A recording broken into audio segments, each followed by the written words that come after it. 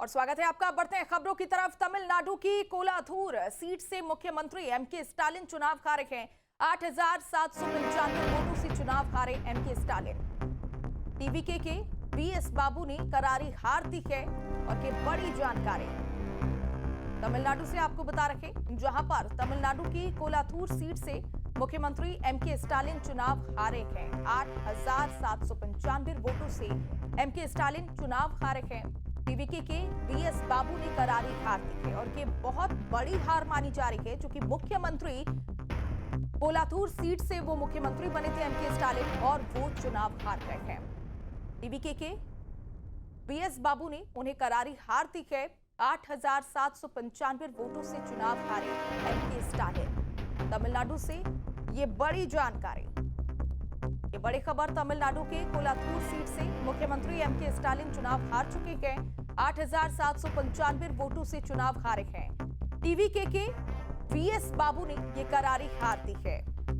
ये काफी ज्यादा बड़ी हार मानी जा रही है, क्योंकि मुख्यमंत्री थे कोलाथूर सीट से एमके स्टालिन और वो अब चुनाव हार गए हैं। टीवीके के बीएस बाबू ने करारी हार दी है।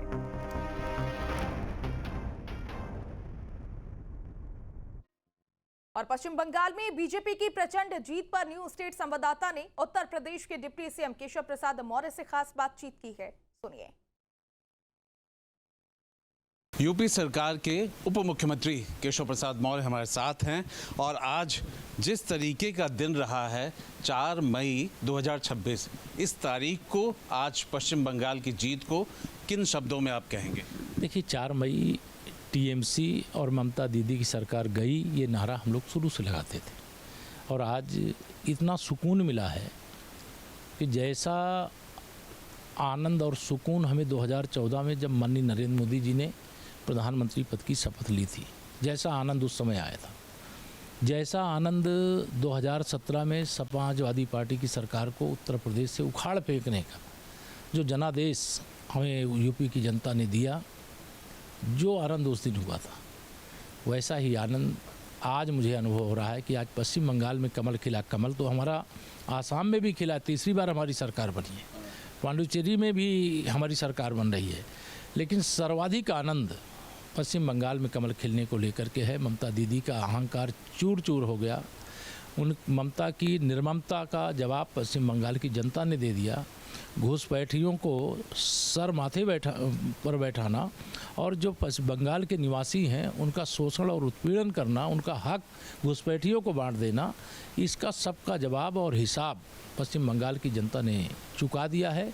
जो माननीय प्रधानमंत्री जी ने कहा था कि भय और भरोसे के बीच में लड़ाई हो रही है, भरोसा भाजपा और नरेंद्र मोदी जी की ओर से है और भय जो दिखाया जा रहा है टीएमसी और ममता दीदी की ओर से है। तो भरोसे की जीत हो गई और भय का पीड़ित करने वालों की हार। इस यादव जी को भली प्रकार से समझ आना चाहिए, भाजपा जहां एक बार जीतती है वहां बार बार जीतती है। हम आसाम में भी तीसरी बार सरकार बनाए हैं, हरियाणा में भी तीसरी बार सरकार बनाए हैं, महाराष्ट्र में भी तीसरी बार सरकार बनाए हैं और यूपी में भी तीसरी बार बहुत बड़े बहुमत से 2017 से बड़ी विजय 2027 में मिलेगी, ऐसा मेरा भरोसा है। और उस भरोसे के साथ हम लोग चुनाव के मैदान में, अब अगला निशाना तो उत्तर प्रदेश ही है, लेकिन श्री अखिलेश यादव जी का अहंकार भी चूर चूर हो गया। उन्होंने जिसका समर्थन किया, सपा तो डूबी ही है, डूबी है, लेकिन आरजेडी को डुबो दिया, आम आदमी पार्टी को डुबो दिया, टीएमसी को डुबो दिया, स्टालिन एनडीएमके को डुबो दिया। जिन लोगों ने महिलाओं का विरोध किया, उनको नारी शक्ति बंधन अधिनियम संशोधन बिल का, वो चाहे कांग्रेस हो, चाहे वो टीएमसी हो, चाहे वो डीएमके हो, अगर यूपी का चुनाव हो रहा होता तो समाजवादी पार्टी की नाव भी इसी समय डूब गई होती, लेकिन इनको 27 में डुबोने का काम आधी आबादी करेगी। बहुत धन्यवाद। हमारे साथ यूपी के उप मुख्यमंत्री केशव प्रसाद मौर्य, वीडियो जर्नलिस्ट सूफी खान के साथ आलोक पांडे, न्यूज स्टेट, लखनऊ। और ये असम से लाइव तस्वीर, हेमंता बिस्वा शर्मा यहाँ पर विक्ट्री सिंबल दिखाते हुए नजर आ रहे हैं। असम में तीसरी बार जीत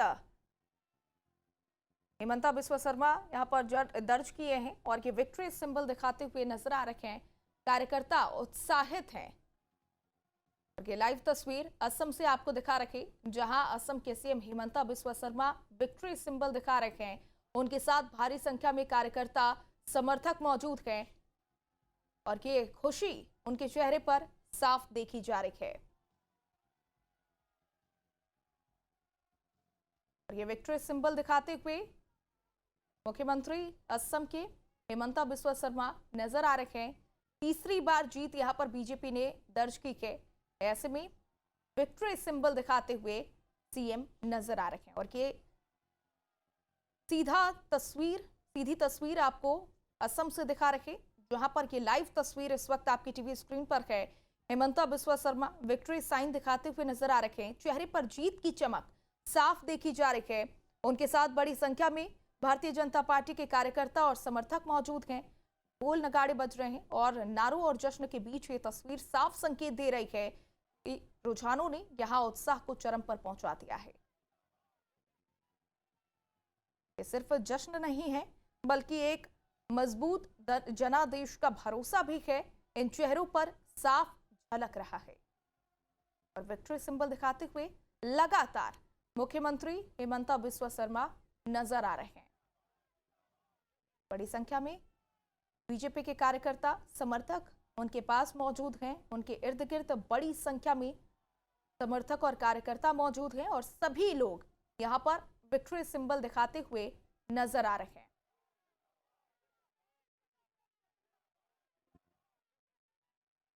और पश्चिम बंगाल में बीजेपी 15 सालों के बाद ममता बनर्जी का किला ढहाने में कामयाब रही। बीजेपी को रुझानों में प्रचंड बहुमत मिला है।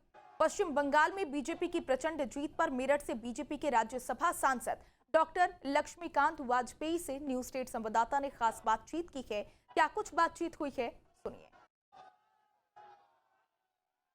मेरे साथ मौजूद है वरिष्ठ भाजपा नेता और राज्यसभा सांसद लक्ष्मीकांत वाजपेयी जी, उनसे बात कर लेते हैं। सर, जिस तरीके से रुझान आ रहे हैं, क्या लगता है आपको कि प्रचंड बहुमत मिल रहा है?